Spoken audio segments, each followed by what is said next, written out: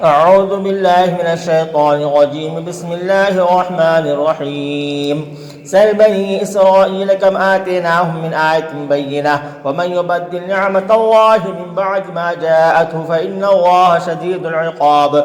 زين للذين كفروا الحياة الدنيا ويسخرون من الذين آمنوا والذين اتقوا فوقهم يوم القيامة والله يرزق من يشاء بغير حساب.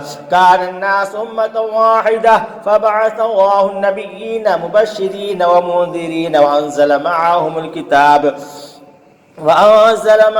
الكتاب بالحق ليحكم بين الناس فيما اختلفوا فيه وما اختلف فيه إلا الذين أوتوه من بعد ما جاءتهم البينات بغيا بينهم فهدى الله الذين آمنوا لما اختلفوا فيه من الحق بإذنه والله يهدي من يشاء إلى صراط مستقيم. أم حسبتم أن تدخلوا الجنة ولما يأتكم مثل الذين خلوا من قبلكم مستهم البأساء والضراء وزلزلوا حتى يقول الرسول والذين آمنوا معه متى نصر الله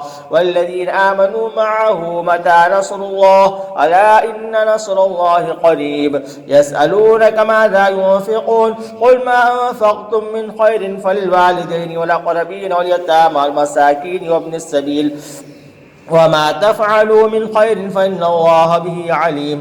كتب عليكم القتال وهو كره لكم وعسى أن تكرهوا شيئا وهو خير لكم وعسى أن تحبوا كتب عليكم القتال وهو كره لكم وعسى أن تكرهوا شيئا وهو خير لكم وعسى أن تحبوا شيئا وهو شر لكم والله يعلم وأنتم لا تعلمون.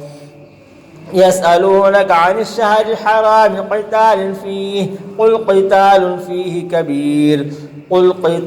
فيه كبير وصد عن سبيل الله وكفر به والمسجد الحرام وإخراج أهله منه أكبر عند الله والفتنة أكبر من القتل ولا يزالون يقاتلونكم حتى يردوكم عن دينكم إن استطاعوا ومن يرتد منكم عن دينه فيمت وهو كافر فأولئك حبطت أعمالهم في الدنيا والآخرة وأولئك أصحاب النار هم فيها خالدون.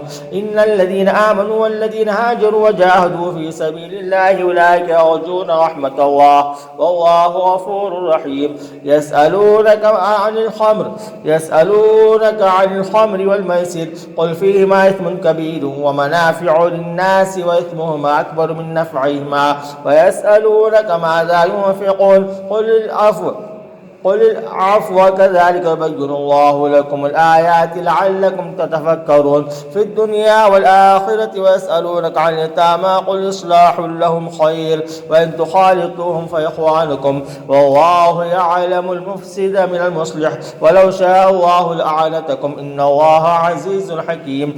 ولا تنكحوا المشركات حتى يؤمن ولأمة مؤمنة خير من مشركة ولو أعجبتكم ولا تنكحوا المشركين حتى يؤمنوا ولعبد مؤمن خير من مشرك ولو أعجبكم أولئك يدعون إلى النار والله يدعو إلى الجنة والمغفرة بإذنه ويبين آياته للناس لعلهم يتذكرون.